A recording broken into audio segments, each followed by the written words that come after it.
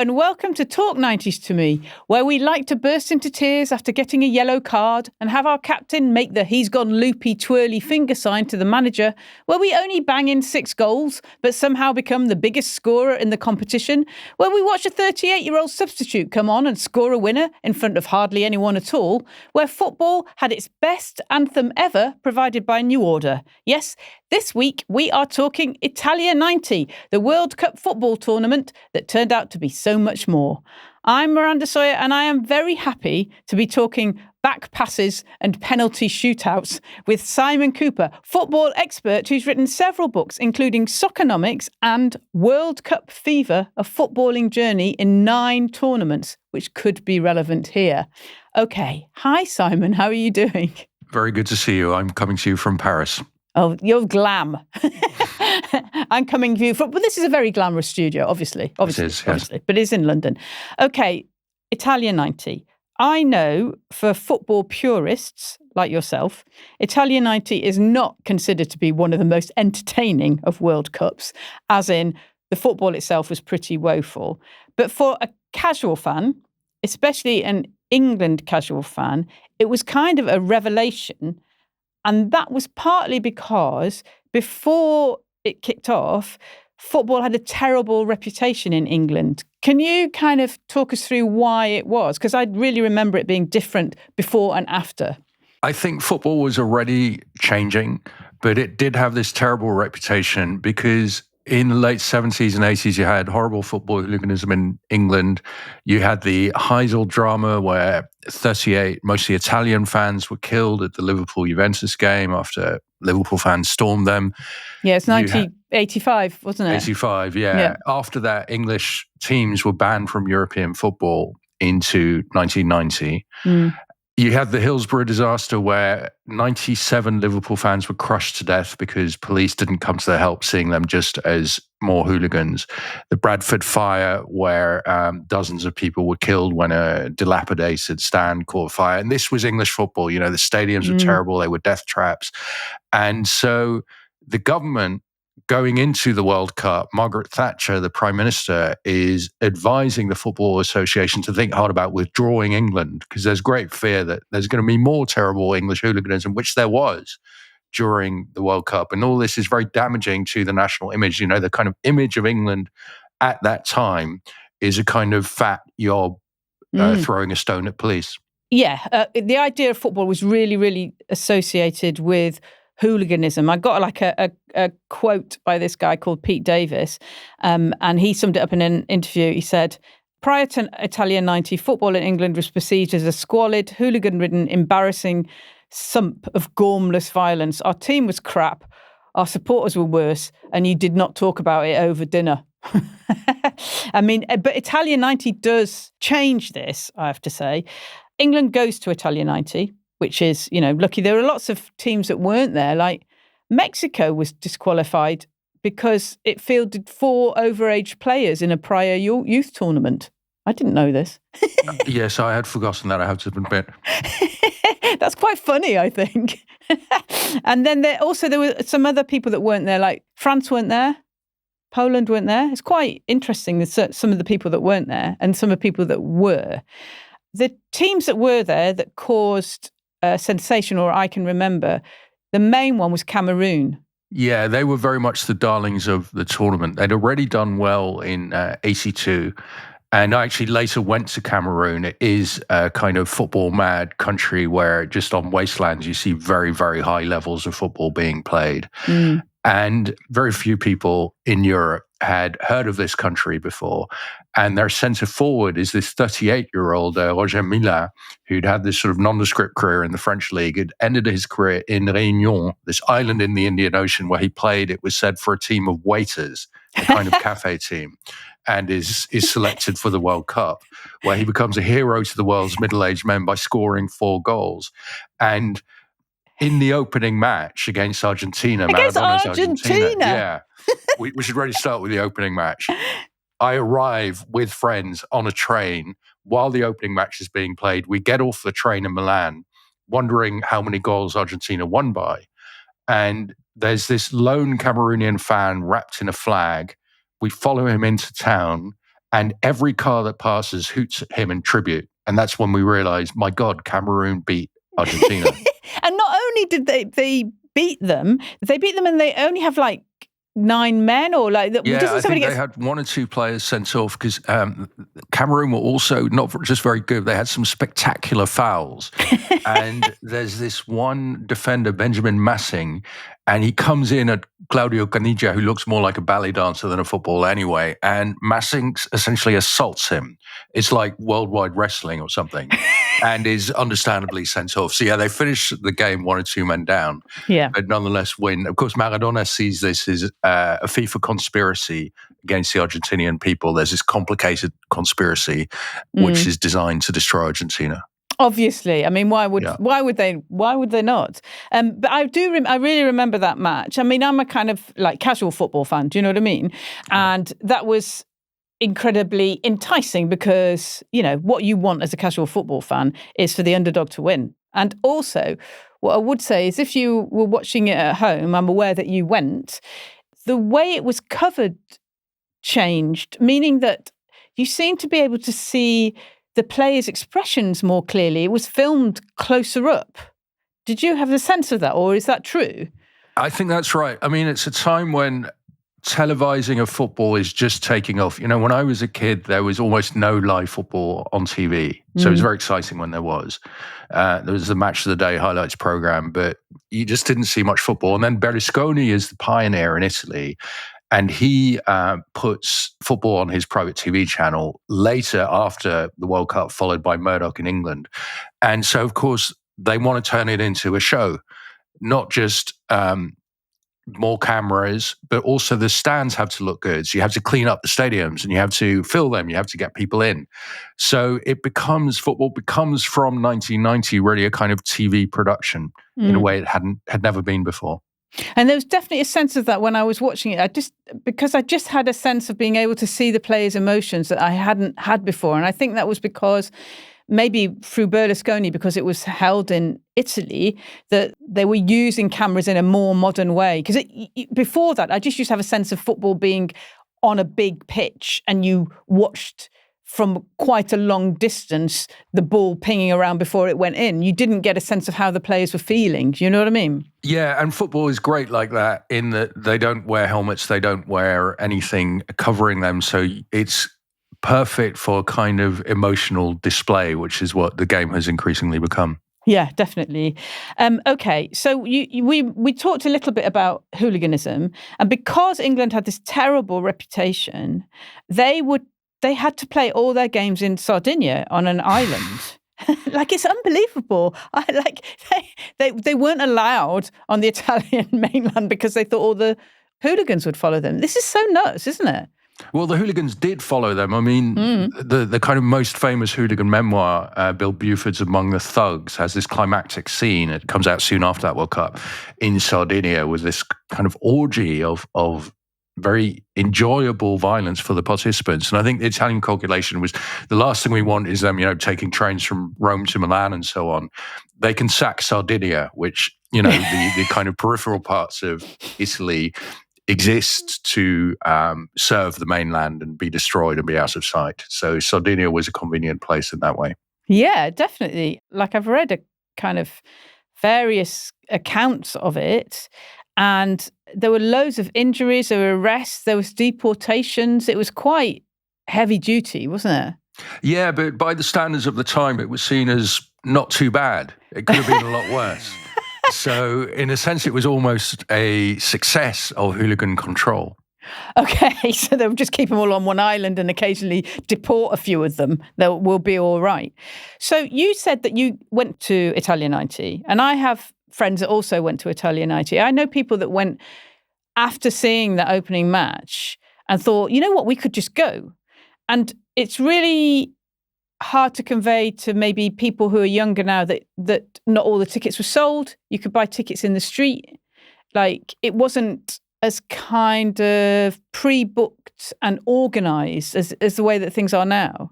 It wasn't really that sought after at all. So the Americans and Asians were not watching football at the time.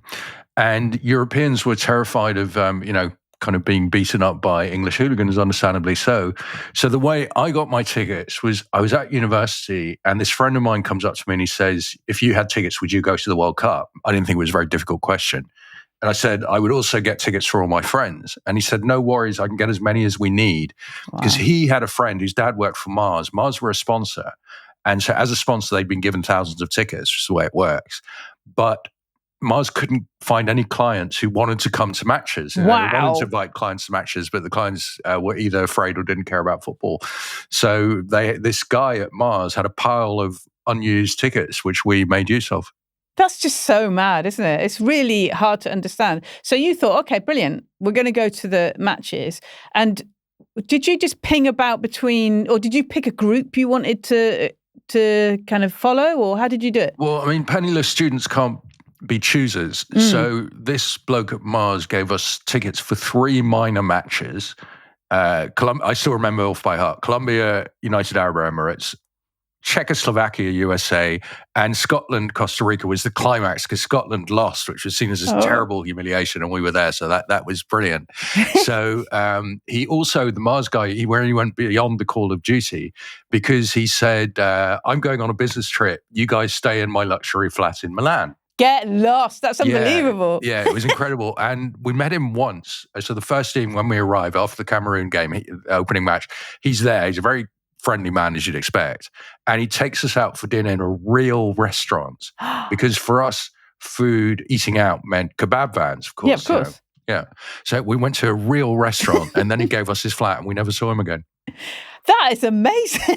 I can't believe it. Well, no wonder, that's why I ended up writing a book about World Cups. That's why I went to 9 World Cups. I had a very good start. You were like, this is the life for me. Somebody gives you a flat and free tickets. Why would I not go? There's an account that I read of someone that went, and they said that they basically did that. They thought, right, we're going to go and buy tickets off touts in the street or whatever.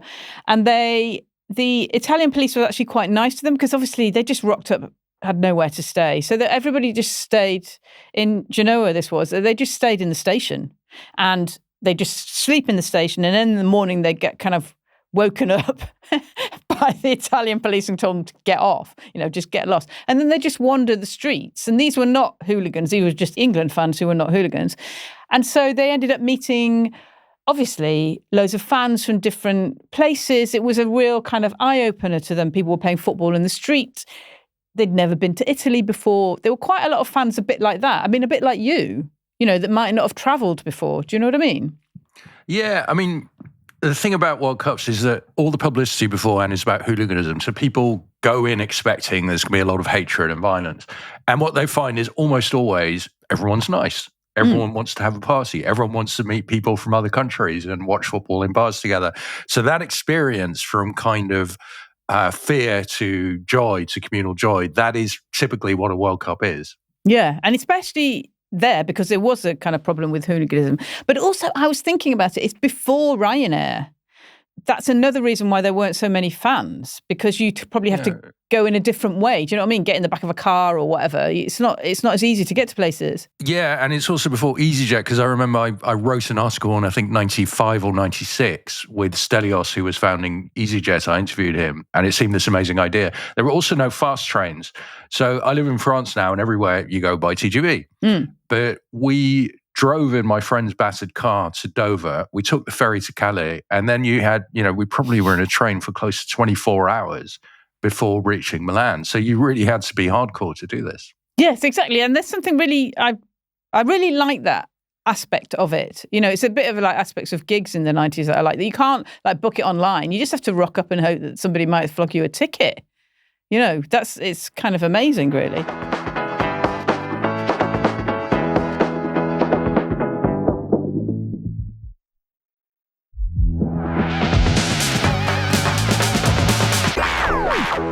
So let's talk England, shall we? Always a team, whether you support England or not, always a team with many, many emotions attached, as all international football teams are, and indeed all football teams. All right. How would you assess, as a football writer, how England did? I mean, there are a few kind of... It's not a brilliant team. But they have some nice young players, David Platt and Paul Gascoigne. Gary Lineker is really in the form of his life. He just scores and scores. Nobody understands space and angles better than him. Bobby Robson, the coach, is not particularly clued up. They change formation in the middle and they hit on this genius sweeper system, very European, with Mark Wright of Southampton, I think, being brought into the team, and that works out.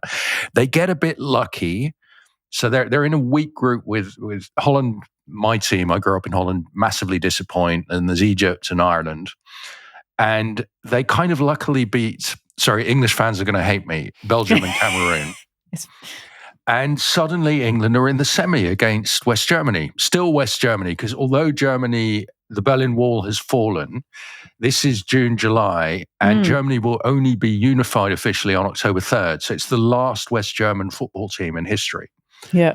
This is the kind of match that everybody remembers, the climactic match of Gazza's tears, and Lineker scores a brilliant goal.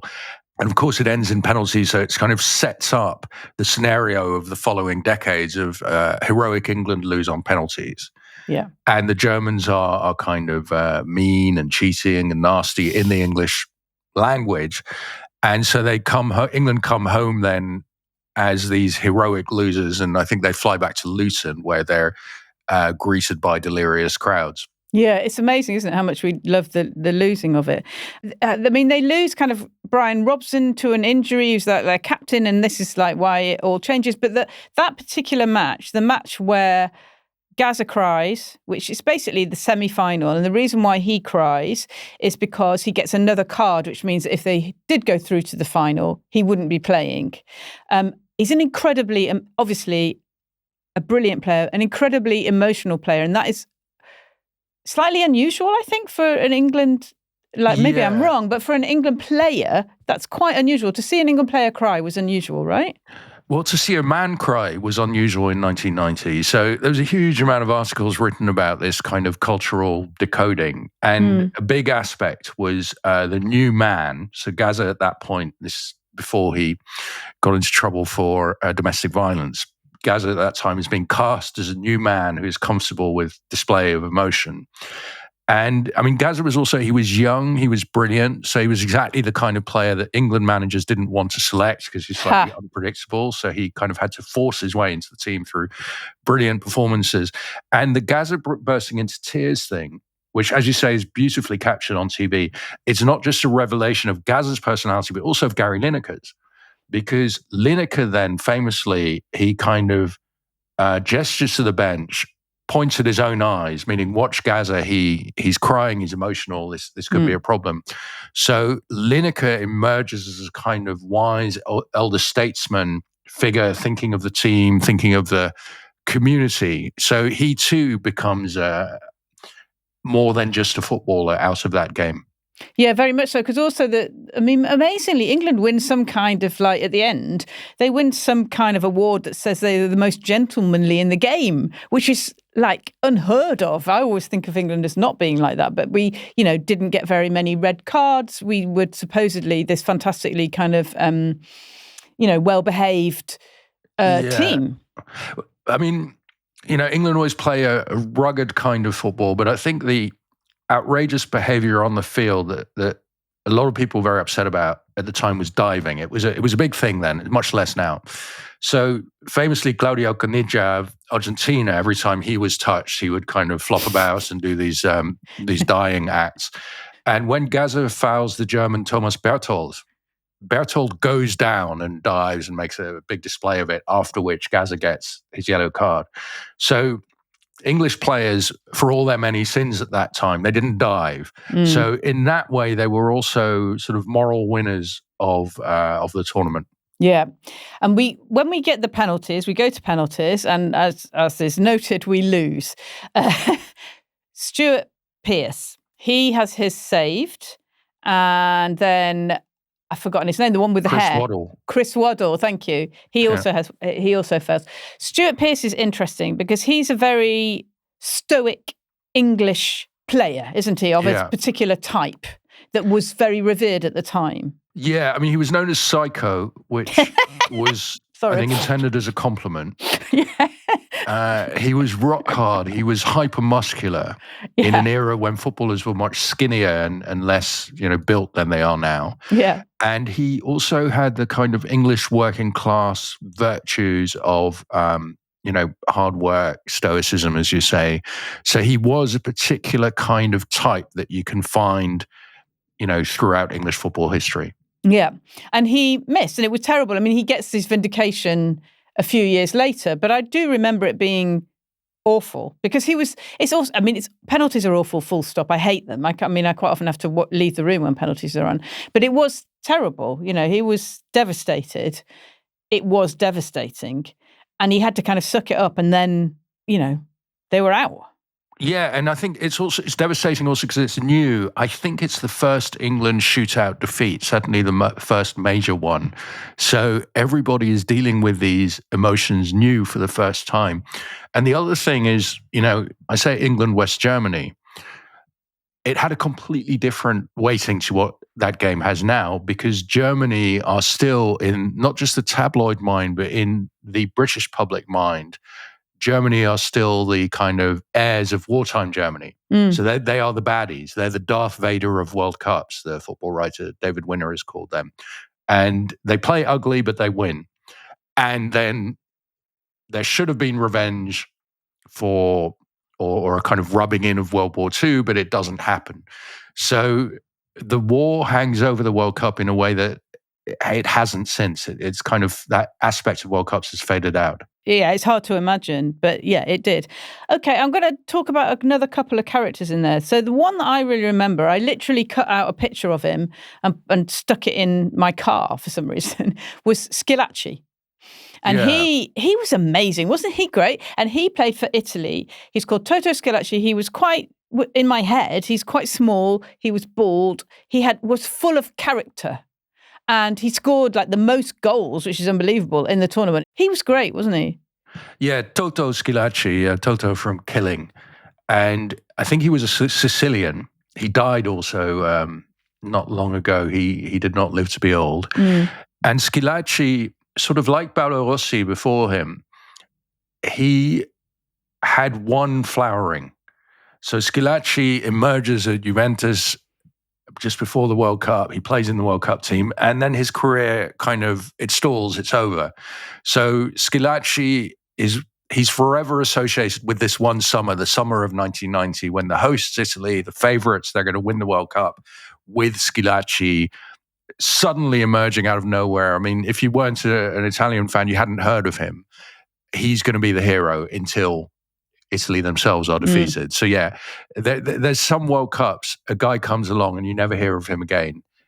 And that's Schillaci in 1990. Yeah, he was great. I loved him. And I remember going to like Bar Italia in Soho. And of course they were, Italians are obsessed with football anyway. But, to go to Bar Italia at that time, and they, like literally when you came in, obviously everybody's talking Italian, and all they were talking about was Schillaci. That was the one topic of conversation. He was the man of the moment. He also had these bulging eyes. I mean, what you were saying about the TV cameras getting closer in on emotions. When he scored, I mean, he looked like a character in a cartoon almost. Yeah, I think that's why I liked him. And plus he, of course, did all the classic Italian gestures of kind of like, all fingers together and put up and down. He was great. I also feel like we should talk a little bit about Maradona. What stage is Maradona at this point?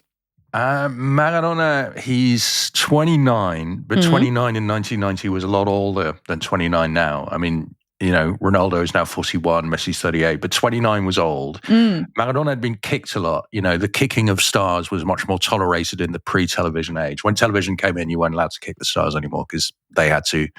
You needed them for the production. And so Maradona's ankle is more or less broken. He's on painkillers. He already was in 86 when he was at his best, but in 1990 it's worse. And he's become a cocaine addict. We don't know this fully yet. I mean, this is being rumored, but only a year or so later will he be banned for cocaine. He's coming to an end. But look, he's still brilliant. He's still the most gifted footballer of his generation. And he's the guy who won the World Cup more or less single-handed in 1986. And this time around, he has a slightly better team. So, Still pretty crappy team, to be fair. But still, he did it in 86, so why not this time?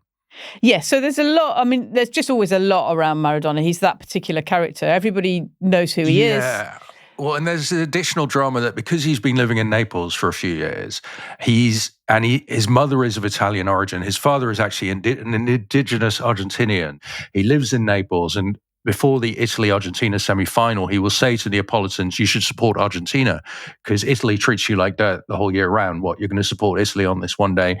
And then he also has a feud with Italy, and he has a feud with FIFA, who he says are rigging the whole thing against Argentina.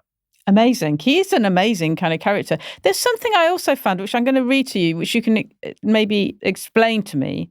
Okay, there is an idea that Branco, who plays for Brazil, had been offered water spiked with tranquilizers by Maradona and Giusti during halftime to slow him down in the second half.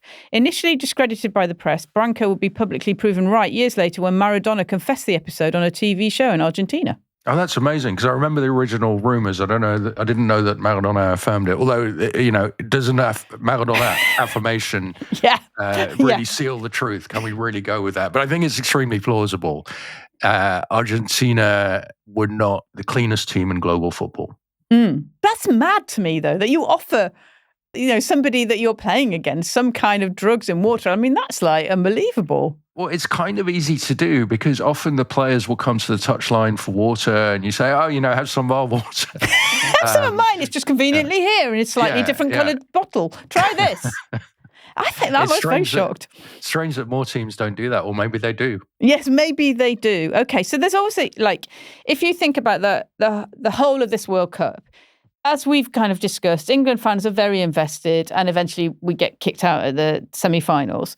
But generally, it isn't regarded as the best World Cup. The final is terrible. It's West Germany versus Argentina. West Germany win. It's known as being one of the worst finals ever. What were the matches that you thought were great? Because for me, I mean, I love football, but I'm quite happy sometimes to see a bad match if there's something interesting going on. Do you know what I mean? Were there some matches that you enjoyed that weren't considered great? Well, at World Cups, the handful of great matches at any World Cup is often extremely small. And, the level of football at World Cups now is much lower than the level of Champions League latter rounds. Thinking back to good matches at that World Cup, I mean, there was this amazing moment with Argentina-Brazil, which wasn't a great game. Brazil were clearly better. And right at the end of the match, Maradona is dribbling at the Brazilian defense. They're all terrified. It's Maradona. And 3 or 4 of them go to Maradona, leaving Caniggia completely unmarked. Maradona flicks the ball to Caniggia, who's completely alone. He scores. Argentina have knocked out a much better Brazil. So that was quite a climactic moment. Italy-Argentina, not a great game, a great drama. The hosts go out on penalties. No, I mean, Germany, Yugoslavia, I think it's their first match. They're incredible. They look in that first match, they look like world champions. They play better than anyone else. They massacre not brilliant Yugoslav team, although Yugoslavia come back. Yeah, if you think of great moments, you think of Cameroon. Roger Mila. So Colombia had this goalkeeper, René Higuita, who liked to dribble. Higuita kind of fancied himself as a footballer, and he starts to dribble from his own goal, which is ill-advised. And Roger Mila, age 38, he's lurking at the corner of Higuita's vision, sort of out of sight. And suddenly he comes in, gets the ball off Higuita's foot, and he taps it into the net while, I think, laughing. And I remember that. There are these moments that are absolutely brilliant in a context of mostly poor football. Yes, I was reading about it. There's a quote I found which really made me laugh. I think it's Egypt versus Ireland. Yeah, I think not a classic. They said that is the single worst World Cup match I've ever seen in my life. Well, there is a flowering of literature also around Ireland. So Roddy Doyle's The Van is a brilliant account of Irish fans watching all this in Ireland and kind of community bonding over it's called The Van because they've bought a chip van and they make a fortune selling chips as people come out of the pubs drunk at that World Cup. Yes, yeah. I mean, there's a lot to kind of love about this World Cup. Maybe not the football. There is a lot to love it. Okay, music. So there are two bits of music that are associated with Italia 90. One is Nessun Dorma, sung by Pavarotti, and the other one is England New Order's World in Motion, the only, I would argue, good football song that's ever been made by a pop group. Were you conscious of it, given that you weren't weren't an England fan, weren't really aware of it? Were you conscious of that track? Look, this is 35 years ago. Was I conscious of World in Motion? Come on now. Someone like you who's, unlike you, not kind of massive music fan. Yes, I would have been conscious of it. I would ask you to deliver commentary on that. I would say Nessun Dorma is also about elevating football to a form of great and beautiful art, which of course it is. But that kind of association of classical music with football was totally new and worked brilliantly. Yes, and still works. I mean, people still cry, I think, when they hear that track. I'll give you my World in Motion shtick. Go on. So New Order, obviously an incredibly important British band. They uniquely, I think at that time, they unite spotty students and football hooligans. That is a direct quote from Bernard, who's the singer. And so they bring everyone together, but also their song, which is originally was going to be called E is for England, was called World in Motion, and has quite a lot of quite subtle, not that subtle, drug references to England and ecstasy. It also has a rap provided by John Barnes. I feel like you should search this up. You would love it. It is so bad. I thought you said it was the only good song associated with England. It's a great track. It's slightly ruined by John Barnes's rap. Okay. And he says there's only one thing for it: get round the back. I mean, it's just. It's rubbish. Right. It's really. Now a lot of footballers actually have become amateur rappers themselves, and they release tracks all the time, which presumably, if you're in the actual music business, is embarrassing. But they see themselves in that light. They certainly do. I mean, they also see themselves as kind of fashion gurus as well, don't they? Is there nothing that footballers can't do? I mean, that's what I'm saying.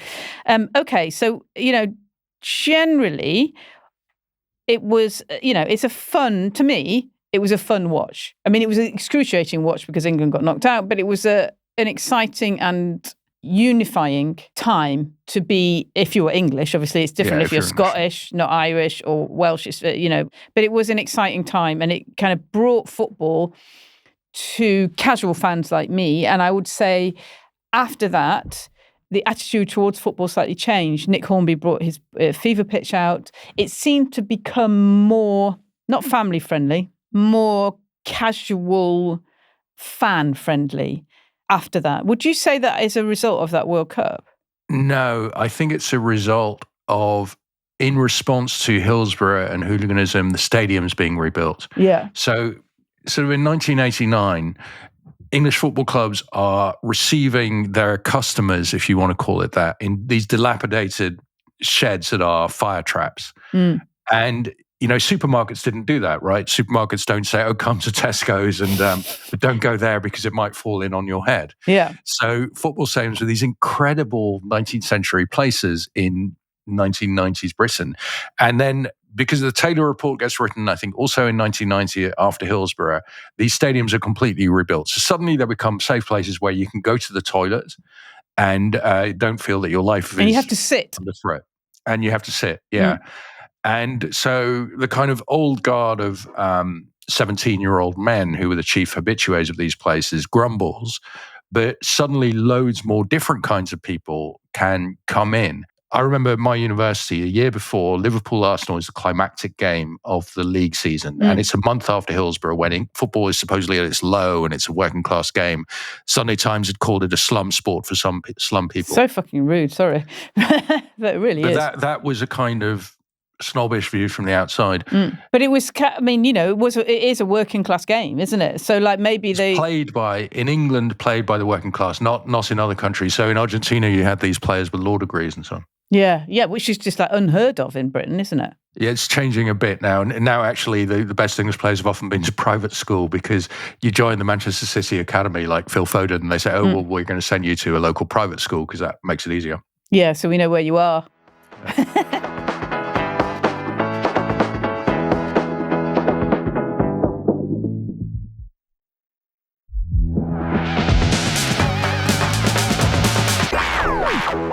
there was a change in some of the football rules because of the World Cup. Is that right? So because it was such defensive play. Yeah. So everybody was playing basically just hanging around and maybe hoping to go to penalties or like knock a long shot over the top and get and score that way. It was a bad kind of way of playing football. So they altered some of the rules. Is that right? Yeah. As I recall, it's after that World Cup that they ban the pass back to the goalkeeper where the goalkeeper's allowed to pick up the ball. So what you saw back then is the goalkeeper would just get the ball in his hands and he'd walk around for, 10 seconds, way longer than allowed. He'd give it to the defender. The defender would pass it back to him and the ball is back in the keeper's hands. So it's incredibly boring. Yeah. I mean, if you had to subject football fans today to the football of the time, they would be aghast and it would kill nostalgia once and for all. And the stadiums looked horrible and the players were much less fit and probably on average less good, significantly less good than the ones today. Yeah, apart from Maradona and maybe Gazza. And Lineker. Yeah, well, I mean, Gazza was brilliant, but there are no footballers today who live like Gazza. I mean, Gazza, when you saw him, he was this fat young man. You don't see that in contemporary football. In my reading, I was reading about England fans. We've talked about it, but, England fans coming in, it's their first trip abroad. They'd just bought a flight. They'd made no prep. And there's a guy that explains that when he did do that, he turned up, but they organised kind of football matches with the locals, which is now taken up. So if you travel with England now, that's kind of part of the deal. You turn up, you'll get football matches with the locals. And this guy was saying, we tried to arrange meeting with local fans wherever we went. I remember driving around Naples and trying to find the leader of the Napoli Ultras just to talk to him and share experiences, which is kind of amazing. His only previous England away game had come when the magazine When Saturday Comes had organised a coach trip to Albania for a World Cup qualifier in March 1989. And he was actively trying to make international friends, which is now the way that football is sold. Do you know what I mean? It's sold in that way that you go as an England fan, you will make international friends. It's sold as a kind of friendly outreach program. And I just, that wasn't the case then. I think it's quite a sweet thing to try and do. I think it's what happens naturally. I mean, at every World Cup, you see them all in bars together, fans of different teams. You see them sleeping in the station together, huddled against each other, Romanians with Moroccans with Scots. It's kind of the norm at World Cups. And you see fans at matches, they'll hug each other and then exchange colours, exchange scarves or something. And they think they're doing something totally original. But no, that is what World Cups are. Yeah, it's just presented in a different way. Well, hooliganism's a great story. And so before the tournament, it's ceasing now, but before the tournament for decades, you had this, what will the big hooligan battle be? And then during the tournament, if anyone hit anyone else in the face, it would be on global TV. Whereas, in English pubs in 1990, people were hitting each other in the face all the time. It was on standard way of communication, wasn't it? It was considered unremarkable. It's very true. You would hit, people got clattered quite a lot, I have to say. Can I just talk very quickly about Sepp Blatter? He was there, wasn't he? Blatter was there. He was not yet the almighty president. That was the very corrupt Brazilian João Havelange, who was this autocratic figure who approved of the Hitler Berlin Olympics, where he had swum for Brazil. Wow. And Havelange spent a lot of his presidential career flying suitcases of cash first class between Zurich, FIFA's headquarters, and Brazil. So Blatter was the kind of organizer. He was the kind of Swiss bureaucrat who spoke funny and made it all work, which included possibly rigging the draw because I think that was that the World Cup when Italy and Belgium were drawn in the same group, but it was felt that it was wrong because they were both boring teams, so they were separated. So the draws were routinely rigged in World Cups of those days, and that was Blatter's job. How lovely. And he turned out to enjoy it so much. I must say, I interview him in my book, and I find he's an extremely charming, likable man. So I had to prepare myself not to be charmed. Yeah. But were you charmed? Yeah, I thought he was a really likable person to be with. Yeah. It's amazing how they get you in that way, isn't it? Some people are just good like that. Yeah. And they get away with a lot.